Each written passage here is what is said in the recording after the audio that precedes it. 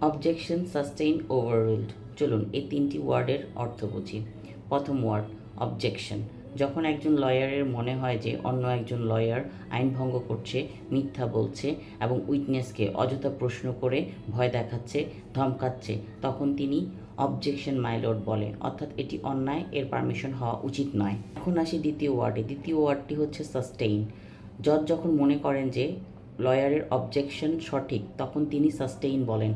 এর অর্থ হচ্ছে জজ লয়ারের সাথে একমত এবং যে লয়ার উক্ত কোশ্চেনটি করেছিলেন তাকে সেই প্রশ্ন ফেরত নিতে হবে এবং উইটনেস সেই প্রশ্নের জবাব দিতে বাধ্য নন। তৃতীয় শব্দটি হচ্ছে ওভাররুলড। জজ যখন মনে করেন যে অবজেকশন ফালতু, লয়ার যে প্রশ্ন করেছেন সেটি সঠিক ছিল, তাহলে সেক্ষেত্রে তিনি বলেন ওভাররুলড, অর্থাৎ জজ অবজেকশনটি রিজেক্ট করেছেন এবং লয়ার তার প্রশ্ন করা বিদ্যমান রাখতে পারেন এবং উইটনেস সেটার জবাব দিতে বাধ্য।